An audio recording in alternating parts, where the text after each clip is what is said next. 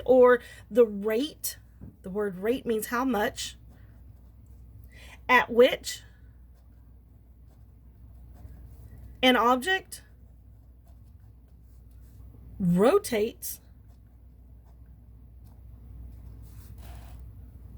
about the axis.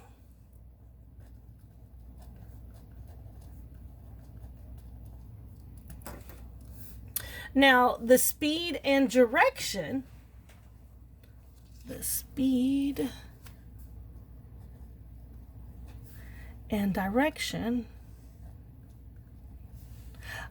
an object is moving in a circle, is called tangential.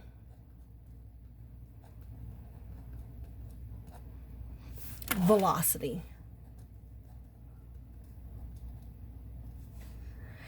Why are we using the word velocity? Because of direction. This is because the direction is always changing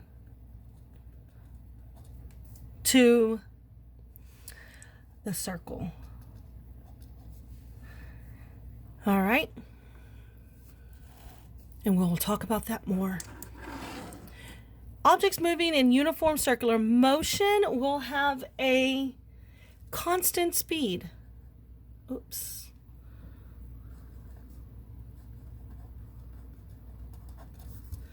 But does not mean that, but does this mean that they will have a constant velocity? What does velocity have in it? Direction, so no. Recall, speed and velocity refer to two distinctly different quantities. Speed is a scalar quantity and velocity is a vector. And we know that velocity has direction. That's what distinguishes the two apart. So while the magnitude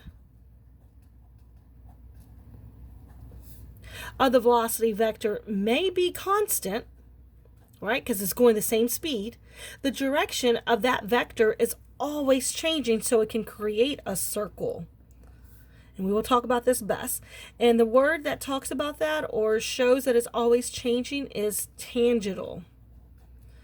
And again, I'm hoping that's a word that you've heard or can recall from geometry class. Tangential. Here, let's talk about that word or the definition. The definition of the word tangential is the direction of the velocity vector at any instance or any location that is directed or direction of a tangential line drawn to the circle at that location. A tangent line is a special line because it actually touches the circle, but it doesn't intersect it. Okay? And let me give you an example. Those are tangent lines. Those are tangent lines. I can get the ruler and I can come over here and I can say at this location what is going to be the tangent line, and it's going to be something like that. It touches it.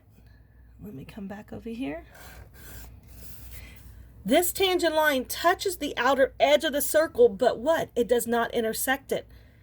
Okay? And at every location it changes and changes and changes and changes. And because it's turning in a circle, every single spot, it has to change a little for it to create that circle. So at this location right here, the tangent line looks like that. Okay? It touches it, but it does not intersect it. And I will show you some examples of this in class.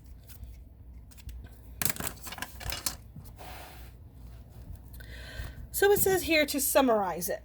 An object moving in uniform circular motion is moving around the perimeter of the circle with a constant speed.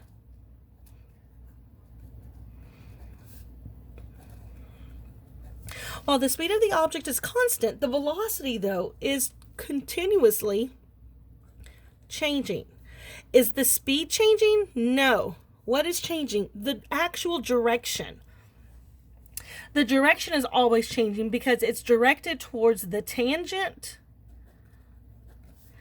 to the circle. It's always changing, so it can make that tangent line, which is always going to be a new direction at every given point. So at this point, at this point, at this point, at this point, at this point, okay, it's going to be different.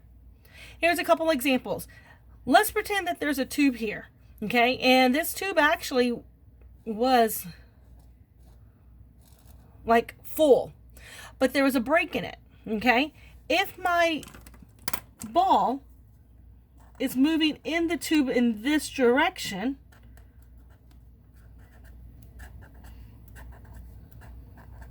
what would be the tangent line when it shoots out? Because all of a sudden this section of the tubing broke. I'm going to get a ruler. I'm going to get a straight line, and y'all all have rulers. That would be the tangent line. It would be shooting out. Now, do you need to draw this extra behind it? No. Just that is all you need to draw. Okay? I just drew out a straight long line just to show you that it touches it, but it doesn't intersect it. What I'm telling you is this doesn't cut it. It intersects through the circle. Touching the circle is different from it going through. This is wrong. This is correct. Okay? I am expecting y'all, and I didn't put that on the other video. I'm going to go ahead and make myself a note. Everyone should have a ruler. You're going to need your own personal ruler every single day you come to class, just in case.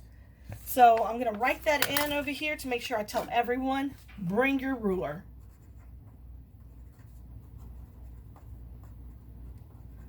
That way we're not sharing, okay? Let's keep going. Well, let's pretend over here we've got race cars and they're traveling in this direction. What would be the tangent line of this car? It would be like that. What would be the tangent line of this car if it's traveling? It would be something like this. Then it keeps going this way, this way, this way. What about this car? It would be like that. Then it keeps going, keeps going. What about this car? It would be something like that. Okay? So, what does it really mean? Well, what if these cars, there's 4 cars and they're going through a racetrack. At this location, right here, this car letter A, if it loses control and it's going to spin out or fall out, it's not going to be able to make that turn, what direction is it going to go? It's going to go straight forward. This one will go straight forward. This one will go straight forward. This one will go straight forward. They all go straight forward. And we're going to talk about why does it go straight forward in class. Hopefully I'll make a little bit more sense. It's about something that we talked about on a previous unit. Here's another example of a fire spinner. Again, we can watch the video. You can watch it at this location.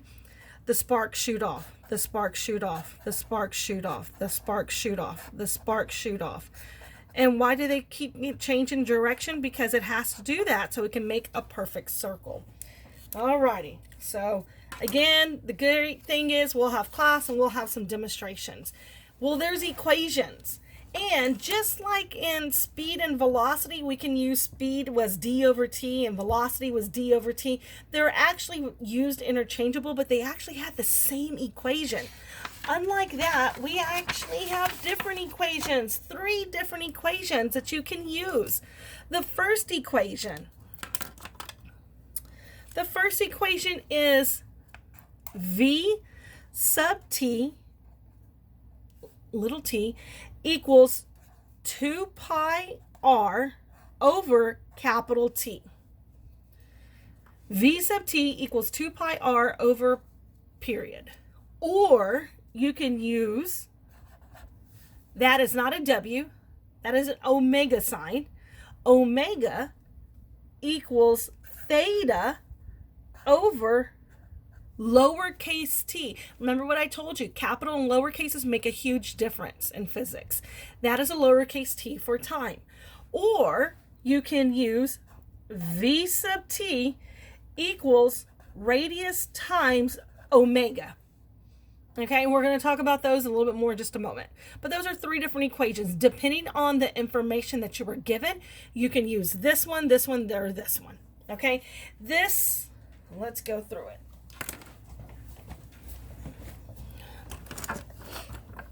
V sub t is a new one. Now we know capital V is velocity.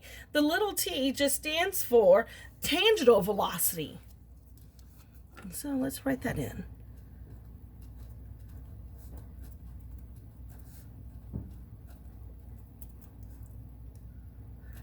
What is the SI unit for velocity?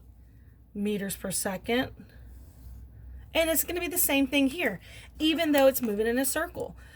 R, you know that lowercase r stands for radius.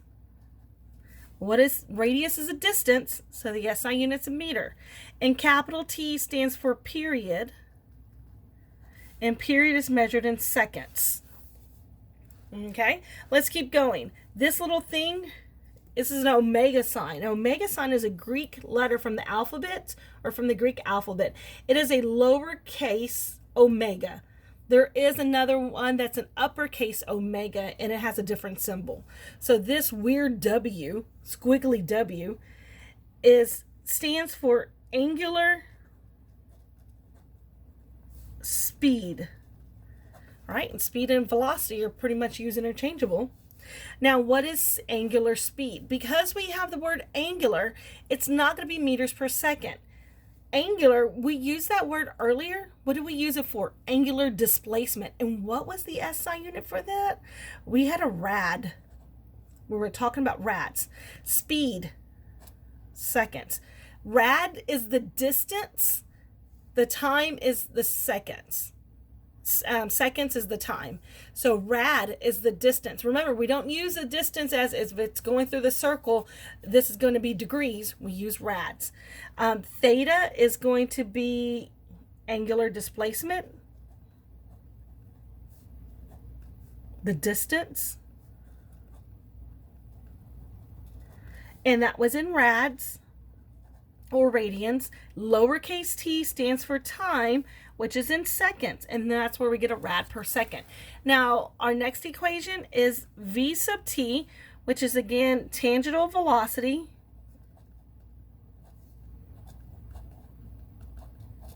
which is in meters per second, just like traditional velocity. Lowercase r is radius, which is a distance, which is in meters, and that weird squiggly W, which is an omega sign. This omega stands for angular displacement. Okay, so angular displacement, and that's going to be a rad. All right, let's go ahead and do this. This is what I love, is finding the shortcuts. Oops.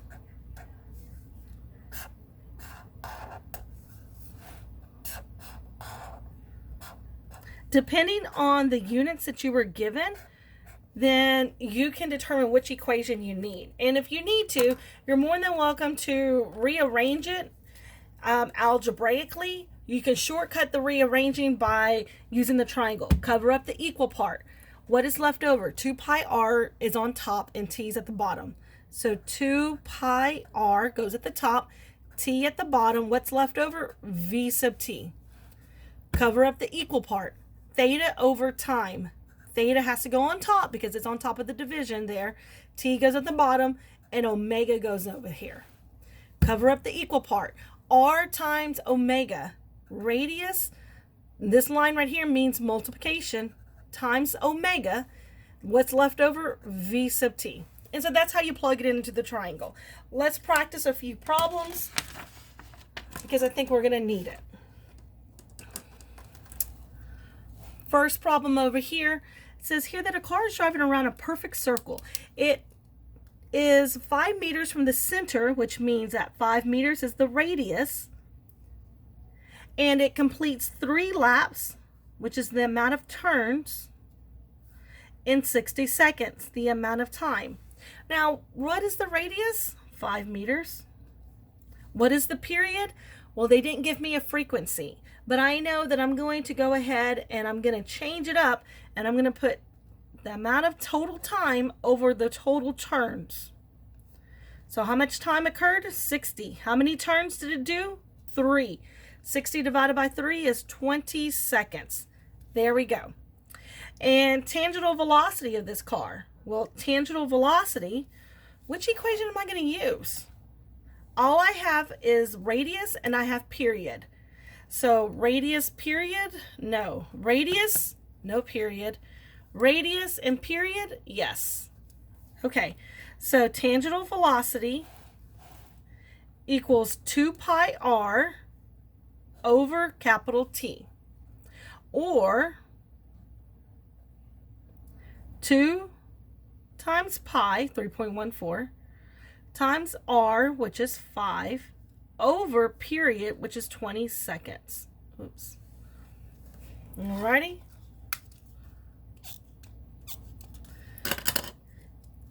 We can go ahead, do this math.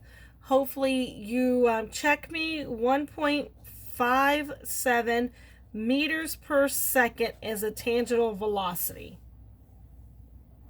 Okay, so if this car was to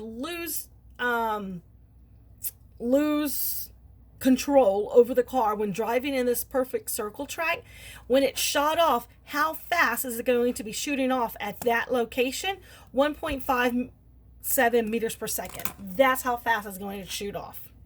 Okay, that's what tangential velocity means. How fast, when that object loses control or breaks away from the circle, is it going to shoot off? In a straight line, which is the tangent line. Alrighty, a motorcycle is riding around a circular track. Now the track is 20 meters across. Okay, it completes 5 laps, which is the amount of turns, and it took 60 seconds, which is the amount of time. Now, what is the radius? Hopefully you're not telling me 20. Okay, that's a tricky question there, because if my circle is 20 meters across, the radius is only half of that, which would be this line only, 10 meters. So 10 meters. What is the period of this? They did not give us frequency, but we can go ahead and do this by the amount of time it took over all of the turns that it did. Time over turns, which is time is 60. Turns, which is 5, which was 12 seconds. What's the tangential velocity? Well, I'm going to have to use this equation up here at the top. V sub t equals 2 pi r over period. I will tell you that this is probably the number one go-to. Then this will be the backup, and then this one's like third. Okay, so 2 times pi times a radius of only 10 meters over 12 seconds equals 5.2 meters per second. So if this motorcycle was going to lose control and shoot off of this circular track, it would shoot off at 5.2 meters per second, faster than the car. Okay. And we're going to talk about why it would be faster later on. We're going to be in class, and we'll explain that a little better. Let's practice some more. Practice, practice. That's the only way we're going to get better with our math. A child at an ice cream parlor sits on a spinning stool. Now, the child turns counterclockwise. Ooh, they gave us that word. So what does it mean? Positive direction. Okay? Counterclockwise means that it's turning this direction. Changing the displacement of his feet 8 rads. What is a rad? A theta. And t, 6.3 seconds. Determine the average angular speed. What is the omega? Okay, so they told you here that which equation you're going to use. Omega equals theta over t. Do I have theta? Yes. Do I have t? Yes. So in this case, it's going to be 8 divided by 6.3. Pretty easy. Your answer here, 1.27 rad per second. Not too bad. Positive, positive. A car on a Ferris wheel now is 37.94 meters from the center. What does that mean? That's the radius.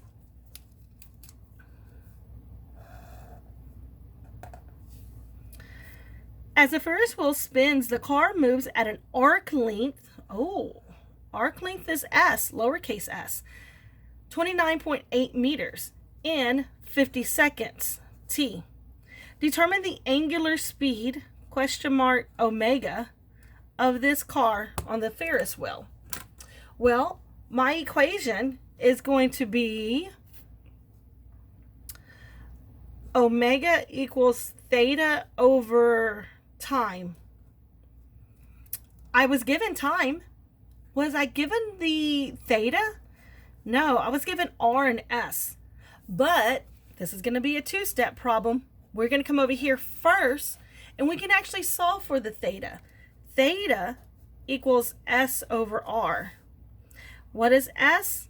The arc length of 29.8 meters over the radius of 37.94. Hopefully you get an answer of 0.78 rad.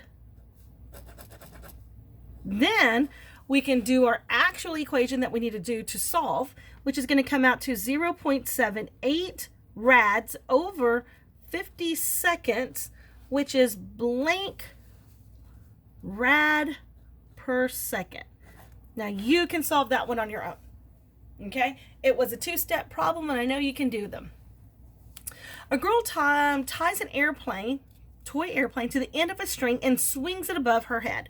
Now the plane's average angular speed, or omega, is 2.2 rads per second. What time interval, question mark T, will the plane move through an angular displacement, or theta, of 3.3 rads? Okay, well, let's see. If they gave us the omega, and omega is theta over time. Do I have theta? Yes. I'm looking for time. So I can actually just use this problem, a one-step problem. The thing is, I do need to rearrange it. So I'm going to put it in the triangle, cover up the equals, theta over t, and then plug in the omega. What am I looking for? I'm looking for t equals. Let's X that out. Theta over omega.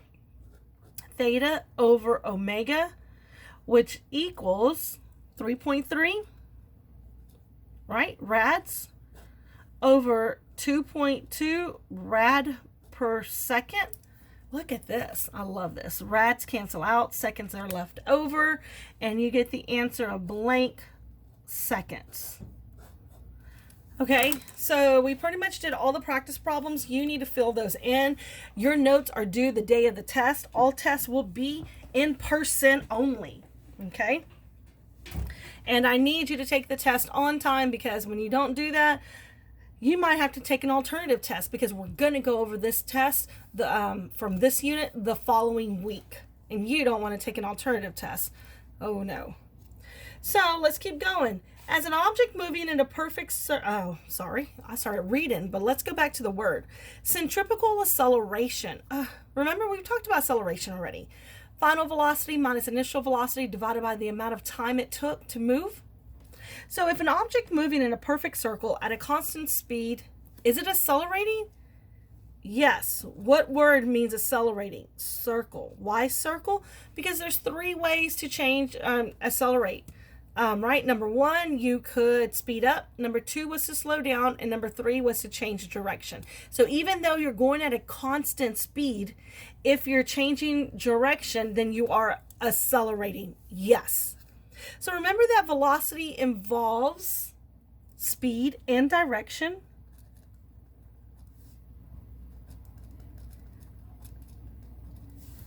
The direction, though, here is constantly changing. So the object is accelerating.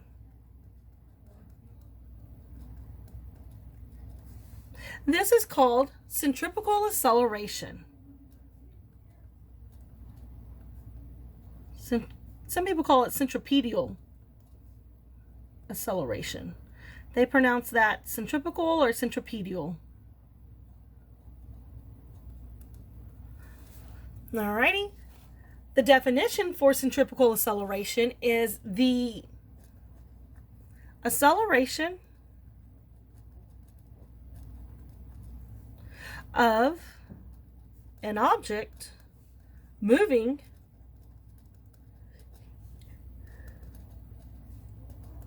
in a circle. Okay? We have an equation.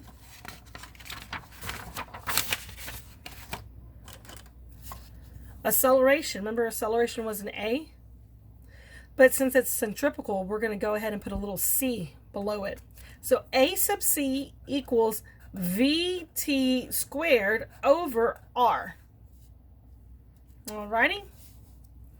Guess what? This can be put into the triangle. That's what I love about this. I love simplifying my life. Cover up the equal part. VT squared is at the top. R is at the bottom of the division. And A sub C is left over. So now I can rearrange it to solve for anything else. A sub C stands for acceleration or centripetal acceleration. Some people call it centripetal acceleration. But what was the SI unit in the previous units that we had? Remember the SI unit for acceleration? Do you recall that? Because these SI units and abbreviations are never going to go away. We just have to know them all year long. Meters per second square. Look at that.